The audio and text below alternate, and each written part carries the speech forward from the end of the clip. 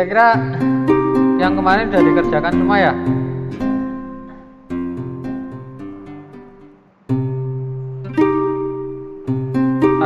Sudah ada yang sudah mengerjakan belum ya?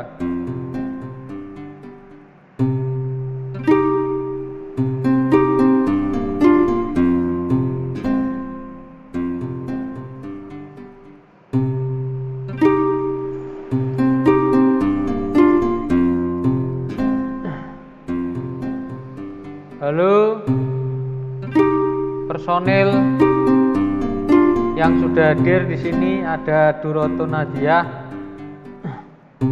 Sudah dikerjakan belum untuk latihan yang kemarin, yang minggu kemarin? Siti Nurwahida, Feni, Fatku Rohim, Evita, Ana Magfiro, Respati, Melina, Laras, Raka, Hongki, Iza Milati, Rohayati, Budi Setiawan, Dwi Widya, Yesi. Oh ya, Feni bisa, Dikto, Julia, Dewi Ristanti, Andi, Rima, Vena, Wihayatun, Melina bisa. Oke, berarti ada beberapa yang sudah bisa dan ada beberapa yang belum ya. Oke,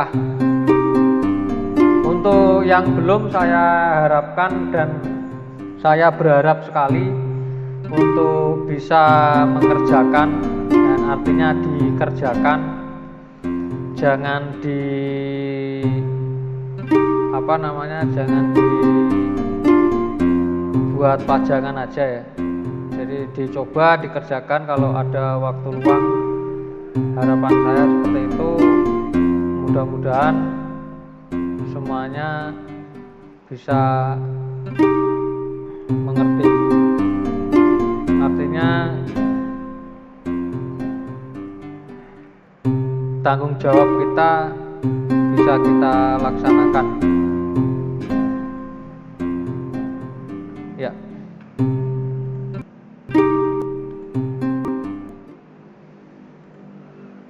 Oke, kalau gitu kita lanjutkan untuk pembahasannya ya, tentang yang job sheet yang terakhir di materi yang sudah saya bagikan di awal pertemuan, bahwa di materi hari ini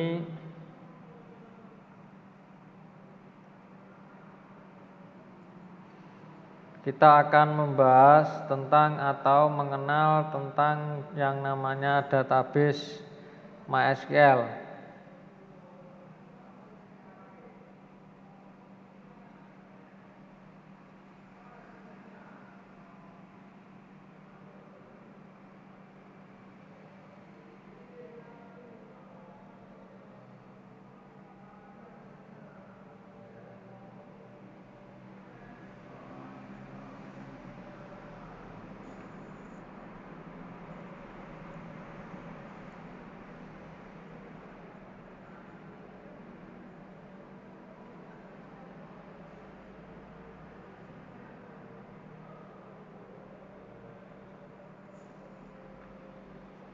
Nah,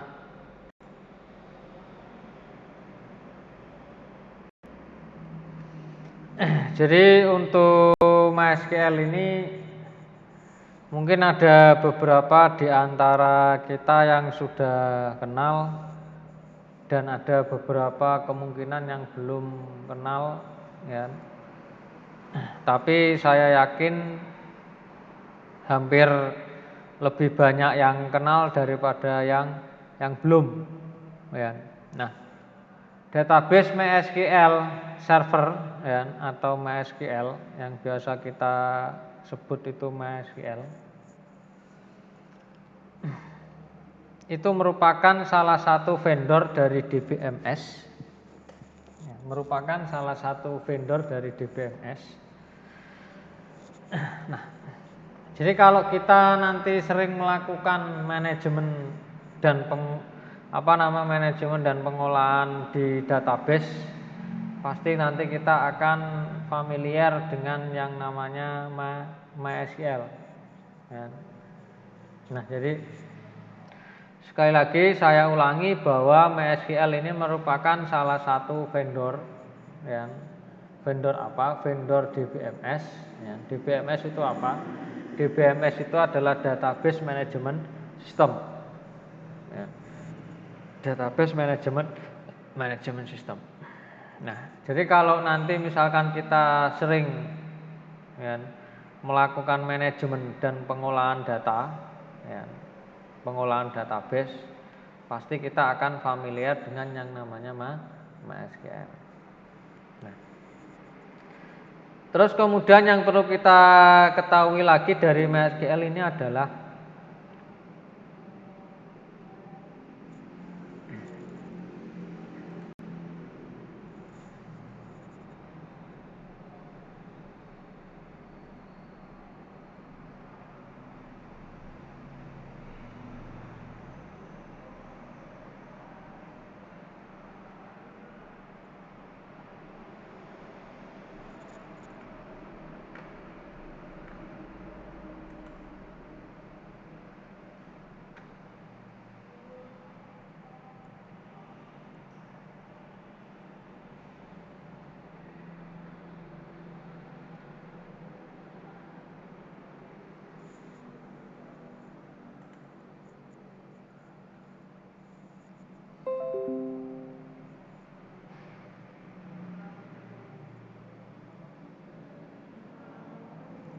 ya, yang perlu kita ketahui lagi dari MySQL ini adalah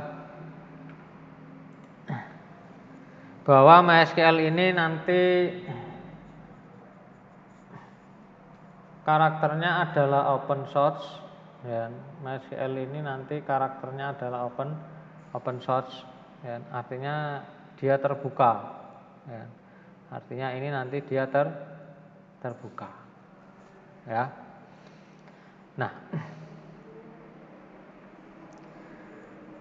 jadi kalau di sini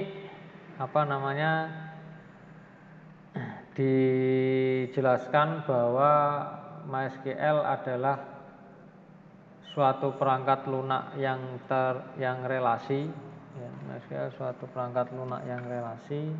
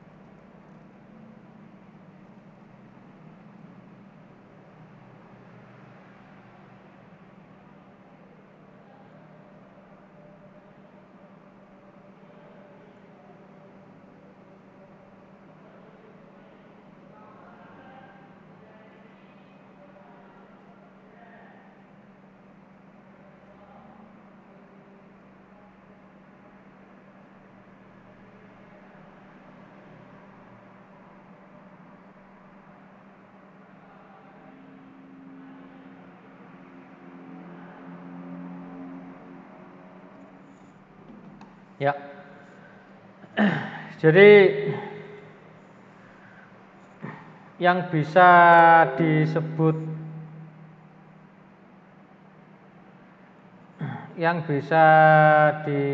dengan Relational Database Management System atau RDBMS. Jadi MySQL itu adalah perangkat relasi yang bisa disebut dengan relasi database management system atau RDBMS. Sama seperti Oracle, mungkin Anda juga sudah pernah mengenal yang namanya Oracle, terus kemudian Postgres, MS SQL dan sebagainya. Yang kedua, MySQL merupakan suatu pemrograman, ya, suatu pemrograman atau sistem manajemen database yang menggunakan basis data. Ya.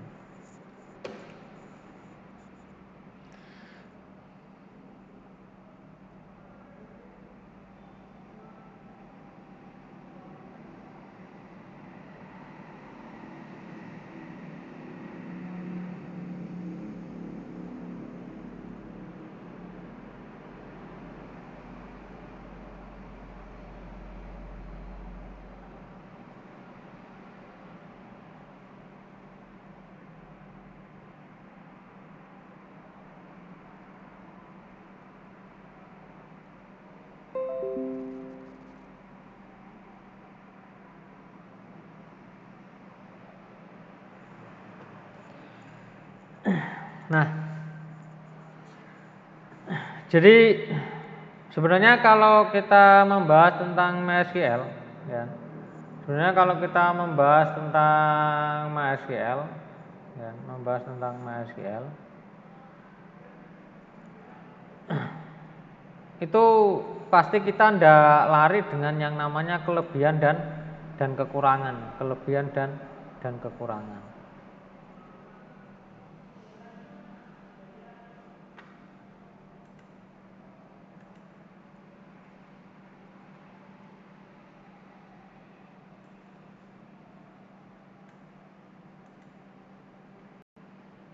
Nah,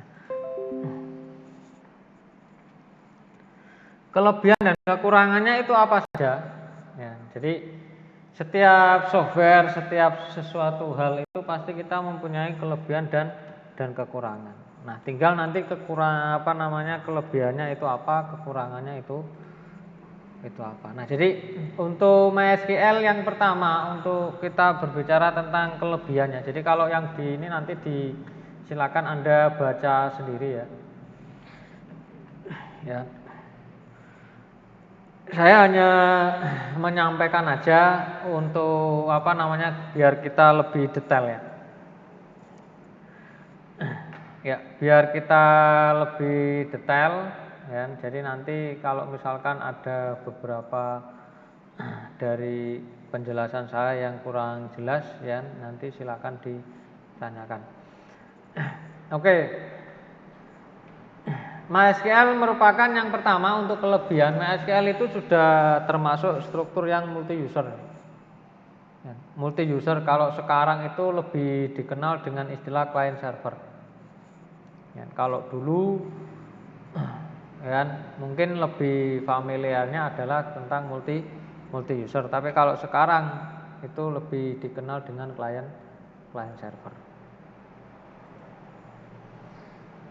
Ya, itu yang pertama. Terus kemudian yang kedua untuk kelebihannya ya, untuk MySQL. Itu kalau tidak salah MySQL itu dapat diintegrasikan dengan bahasa pemrograman apapun atau bahasa pemrograman lainnya. Ya. Bisa dengan menggunakan PHP, dengan menggunakan C++, dengan menggunakan Visual Basic, ya, dengan menggunakan bahasa pemrograman Python, ya, MATLAB, ya, HTML, ya, JavaScript, ya, Visual Visual.net, ya, dan lain sebagainya, macam-macam lah. Ya, intinya untuk kelebihan yang kedua itu yaitu menggunakan bisa diintegrasikan dengan bahasa pemrograman yang lain. Nah, itu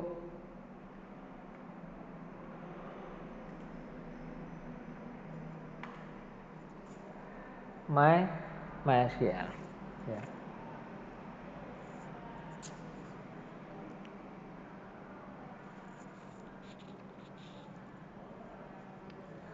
Nah,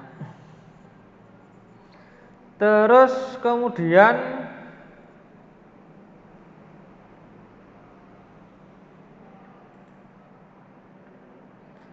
Yang selanjutnya, ya. Kelebihan yang selanjutnya adalah untuk MySQL ini tidak perlu dia memiliki RAM yang besar kalau di dalam device kita ya. Jadi RAM kecil pun dia bisa berjalan. Ya, enaknya MySQL itu di situ. Jadi RAM kecil pun itu dia bisa berjalan. Nah, terus kemudian yang keempat, ya. Jadi MySQL ini softwarenya modelnya portable, ya, tahu ya portable ya. Jadi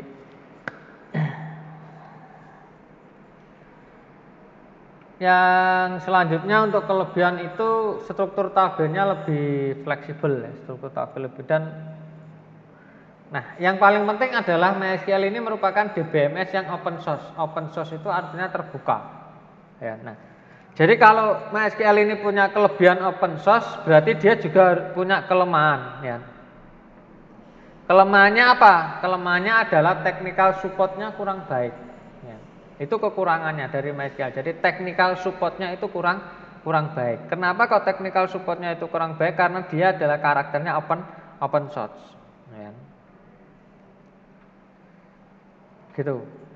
Nah, terus kemudian kelemahannya lagi itu adalah sulit diaplikasikan dengan database yang lebih besar. Ya, karena apa? Karena MySQL itu sebenarnya tidak terlalu cocok untuk sebuah perusahaan yang besar, ya, karena kapasitas dari MySQL itu tidak terlalu banyak. Tapi kalau untuk ya istilahnya tingkatannya adalah tingkatan menengah lah ya.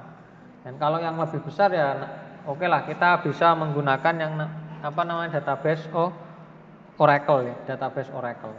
Nah, Oracle itu lebih berbayar.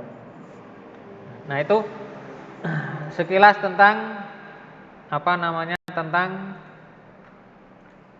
MySQL ya, sekilas tentang MySQL. Oke. Nah, terus kemudian MySQL itu merupakan sistem manajemen database yang dapat diandalkan oleh penggunanya yang sangat mudah dan untuk apa? Sangat mudah untuk dipahami. Ingat ya, sangat mudah untuk dipahami. MySQL adalah sebuah server buatan, ya, ini buatan TCX, ya, Swedia, ya, jadi dia lahirnya di Swedia. Terus MySQL ini didesain untuk dapat berjalan sampai dengan 100 akses secara simultan. Simultan itu artinya secara bersamaan. Akses artinya apa? Ketika kita menggunakan input data langsung ke 100 itu langsung bisa. Jadi ke 100 ini input langsung ke satu database MySQL itu bisa. Ya, artinya diakses oleh 100 itu secara simultan.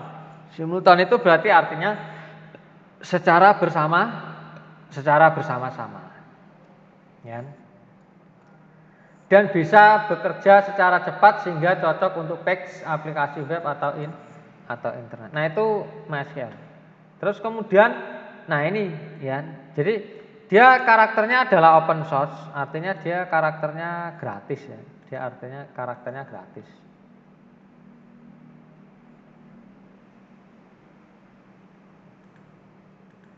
Ya. Jadi dia gratis. Ya. Nah, terus kemudian dapat berintegrasi dengan bahasa C. Nah, ini yang tadi ya. Jadi salah satu kelebihannya tadi, jadi dia bisa berintegrasi dengan berbagai macam platform pemrograman. Ya, ada yang tadi ya ada PHP, ada C++, ada dan lain sebagainya kan gitu. Ya. Itulah MySQL. Ya. Terus kemudian dapat bekerja pada beberapa platform OS yang berbeda, ya, dapat bekerja pada platform OS yang berbeda. Ya. Memiliki banyak tipe kolom, ya, memiliki banyak tipe kolom.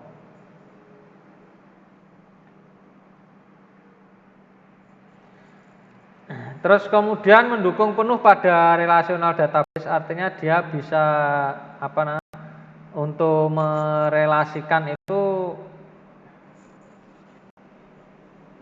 dia ada kayak semacam dukungannya ya, dukungan secara penuh gitu.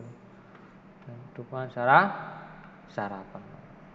Nah, terus kemudian mengenal ya, ini mengenal PHP MyAdmin. Jadi nanti kalau misalkan untuk aksesnya nanti saya ajari untuk bagaimana cara mengakses ya. Bagaimana cara mengakses ya.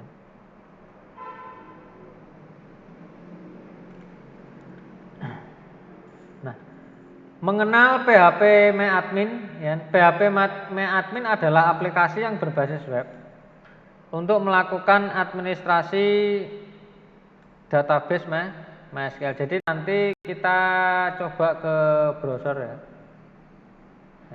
Kita coba ke browser. Nah, ini laptopnya agak lemot ya.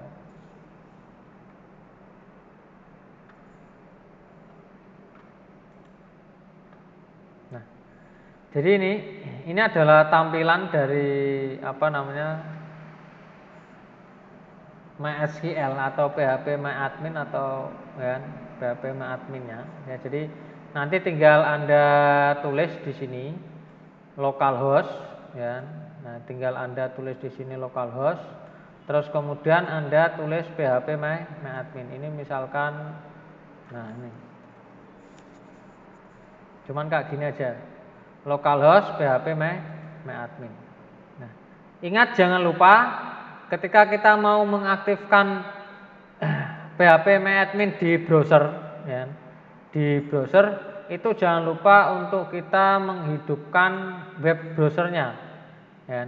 Nah, web browsernya ini yaitu apa? Yaitu SAMPP. Nah, ini nanti posisinya adalah start semua ya. Posisinya adalah start semua. Jangan sampai ada yang sebenarnya yang diperlukan itu cuma dua ya. Apache ini untuk servernya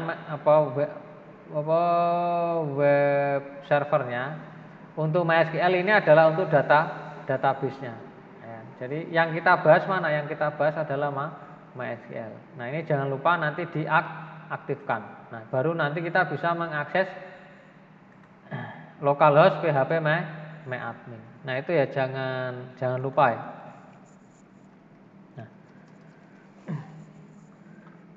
Oke ya, dari sini bisa dipahami ya. Jadi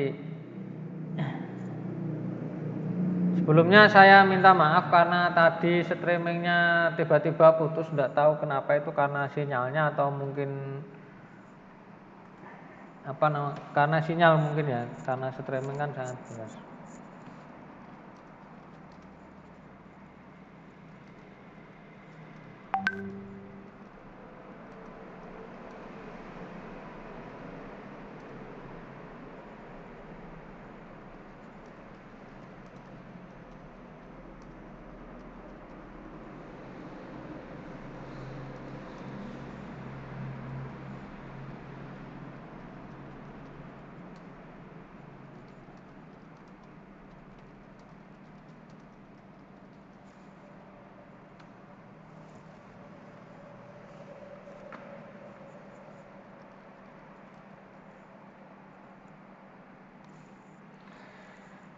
Ya. Jadi nanti jangan lupa, oke, ini kalau tidak kelihatan saya turunkan ya. Nah, ya, ini nanti PHP MyAdmin ini ya, localhost PHP MyAdmin ya. Ya. Nah, tapi jangan lupa untuk web servernya nanti jangan lupa ditampilkan, diaktifkan dulu. Nah, itu ya. Jadi ini PHP MyAdmin adalah aplikasi yang berbasis web untuk melakukan administrasi database atau MySQL. Hampir semua fasilitas administrasi database itu dimiliki oleh PHP MyAdmin, mulai dari membuat database, tabel, memasukkan dan menghapus data, melihat data dengan berbagai kemungkinan kondisi. Nah, jadi kalau nanti kita pengen lebih dalam untuk belajar bagaimana cara penggunaan PHP MyAdmin yang digunakan untuk melakukan administrasi database MySQL, nanti kita ketemu di mata kuliah database server ya. Kalau database server nanti kita akan mengulas tentang bagaimana pengelolaan data dengan menggunakan DBMS ya. Nah, salah satunya adalah nanti menggunakan database PHP softwarenya atau aplikasinya adalah PHP MyAdmin yang fungsinya adalah untuk melakukan administrasi database dengan menggunakan MySQL. Jadi kalau nanti misalkan dibuka seperti ini ya. Nah, ini seperti ini, terus kemudian kalau di sini tampilannya, terus kalau misalkan ada pertanyaan, "Loh Pak, tampilannya kok berbeda? Kenapa kok tampilan ini berbeda dengan tampilan yang ada di contoh?" Itu biasanya dilihat dari versi XAMPP-nya ya, dari versi MySQL-nya ini. Jadi kebetulan di saya itu versinya lebih ya. Artinya sama yang di contoh itu, tapi tidak masalah, intinya sama saja. Yang dicari kan kalau di dalam pengelolaan administrasi database itu kan yang dicari hanya ini, membuat database ya. Nah ini, nah sebenarnya yang dicari hanya ini. Jadi bagaimana kita membuat database, bukan masalah tampilannya. Terus kemudian bagaimana kita membuat tabel, terus kemudian bagaimana memasukkan dan menghapus data. Udah itu aja yang diperlukan gitu loh, yang diperlukan.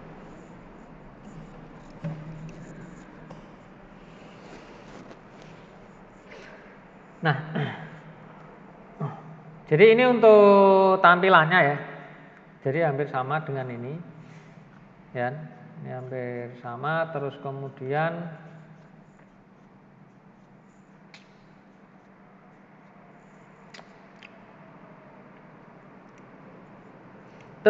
permasalahan yang kedua bukan permasalahan, jadi pembahasan yang kedua adalah bagaimana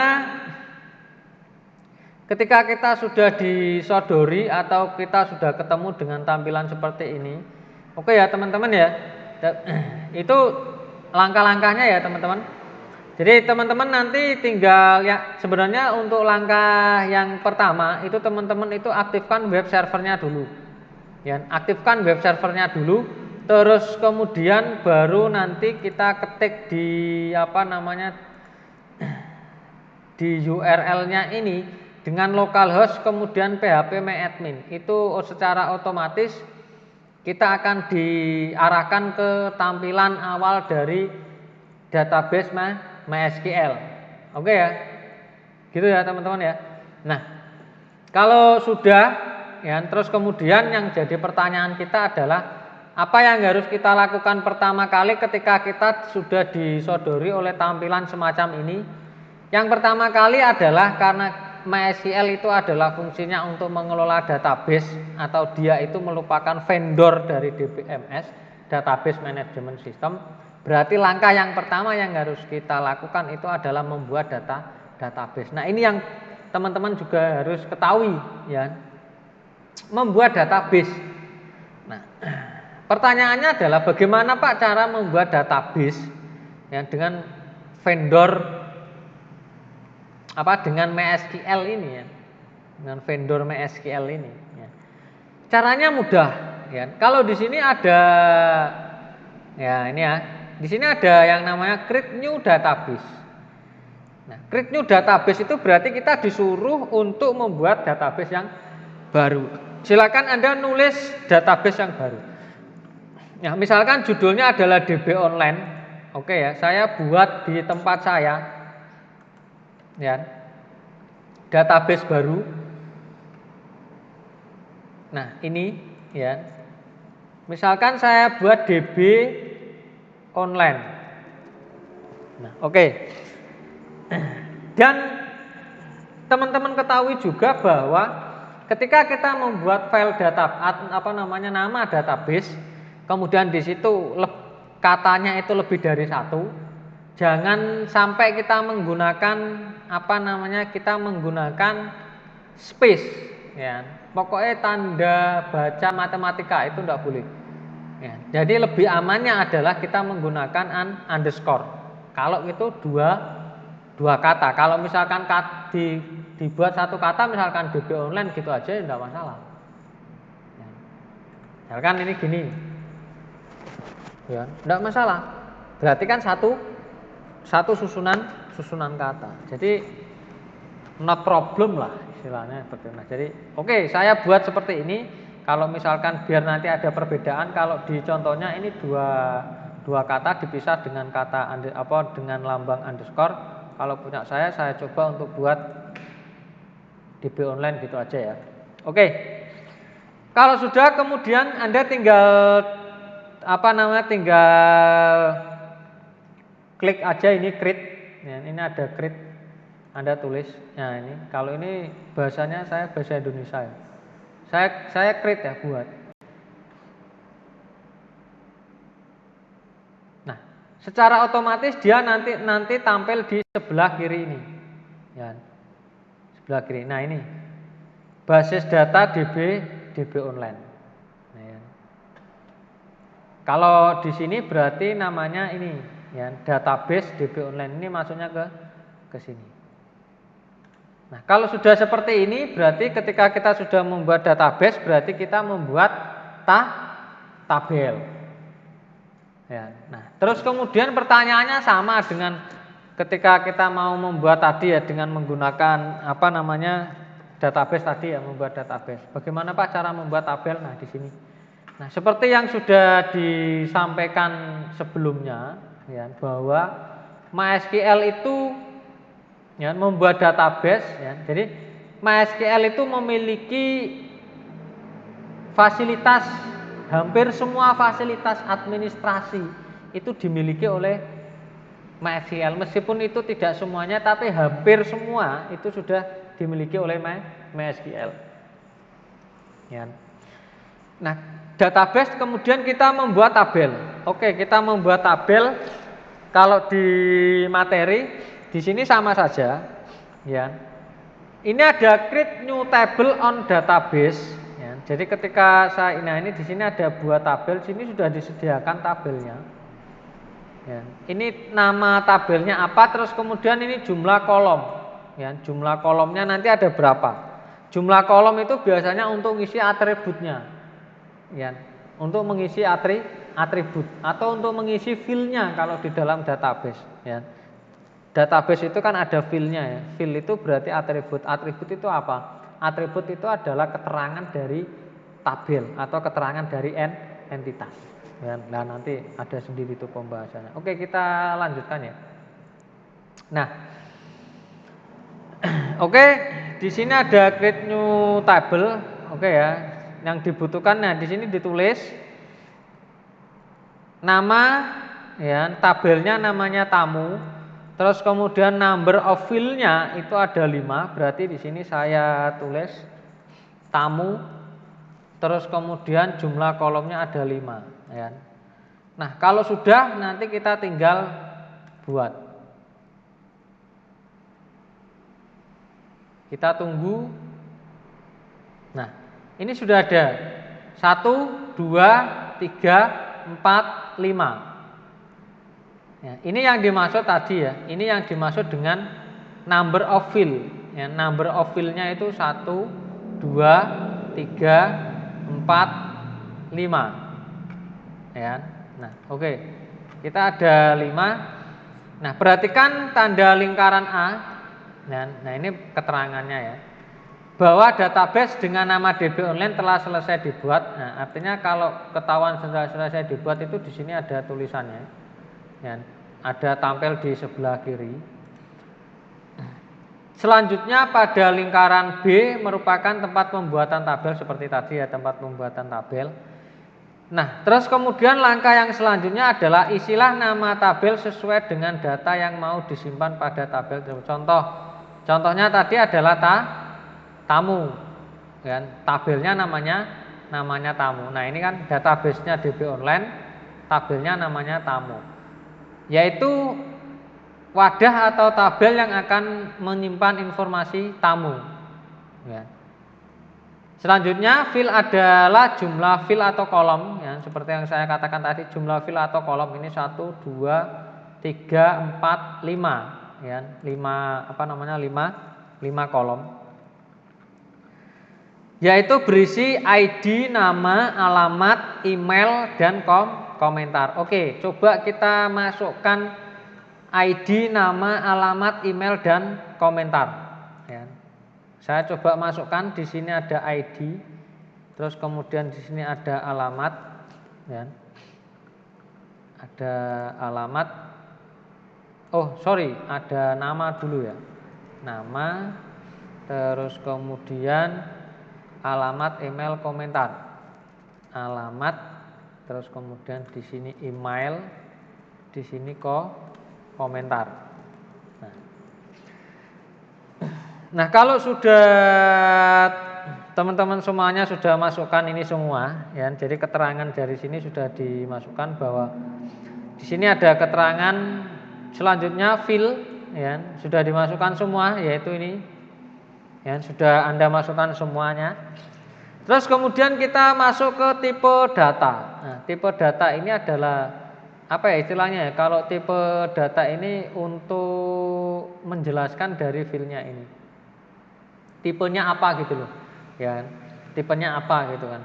Nah, kalau misalkan tempat tanggal lahir itu kita buatnya apa misalkan, berarti kan tanggal, bulan, tahun, ya toh, tanggal, bulan, tahun. Nah, berarti itu adalah tipe date. Nah, seperti itu ya. Nah, itu tipe data. Oke. Kita coba untuk setting tipe data, ini ada int, varchar. Ya. Nah ini salah satu tipe datanya di MySQL itu banyak sekali kalau kita lihat. Nah ini ada int, varchar, text, date. Kalau yang numericnya itu bisa, ya, small integer, medium. Ya. Nah kalau tanggal dan waktu ada date time, timestamp, ada time, ada year, ya. Kalau tipe stringnya ada char, ada varchar, wah banyak sekali ya. Ya. Oke lah, kita buat yang standar aja ya. Kita samakan aja dengan contoh. Berarti ini integer, varchar, ya. Integer. Nah di sini kita ganti varchar, ini varchar, ya. Terus kemudian email varchar. Nah, baru nanti kalau komentar itu berarti kan agak panjang ya. Kalau agak panjang itu berarti di sini long text, ya. Kita cari long text, ya. Nah nanti punya Anda cari long text, ya. Nah jadi fungsinya gini. Oke, ini untuk yang tipe data ya, atau jenisnya atau tipe data. Terus kemudian ini length value-nya, ya, length panjangnya. Ini ID itu biasanya kita kasih berapa, ya. Misalkan cuma 10, ya. Terus kemudian nama itu kalau kita nulis nama seseorang itu paling panjang berapa? Misalkan 20, ya. Jadi kalau nanti namanya itu lebih dari 20, ya misalkan itu hurufnya itu ada 21 atau 22 ya. Berarti yang misalkan 22, berarti yang 2 itu nanti dia tidak bisa masuk. Ya. Jadi mentoknya itu pol 20. Kalau misalkan ID itu berarti 8 misalkan, ya udah di sini saya kasih 8, saya patoki 8. Tapi ketika nanti ID-nya itu lebih dari 8, bisa 10, berarti nanti yang 2 itu tidak bisa masuk. Ya, jadi dia 2 itu tidak bisa masuk. Oke. Saya buat alamat, kita buat yang lebih panjang aja ya, alamat ya 50. Untuk email itu paling berapa? Kita buat 20 lah ya. Email 20 lah. Terus kemudian untuk yang ini saya buat 100 lah. Ya. Bebas ya. Nah, kalau sudah, ya, Kalau sudah nanti ini settingnya, nama, ini filenya, terus kemudian ini tipe datanya, terus kemudian ini panjang atau length value-nya. Kalau sudah semuanya baru nanti kita simpan. Kita tunggu prosesnya. Nah, ini sudah jadi untuk tabel tamu ya. Nah, untuk tabel tamunya sudah jadi ya. Jadi sesuaikanlah tipe data length panjang cukup dan lainnya sesuai dengan jenis data yang akan ditampung, demikian seterusnya untuk membuat database dan tabel baru. Nah, jadi itu langkah-langkah ya untuk ini kita masuk besok ya. Nah, itu langkah-langkah bagaimana kita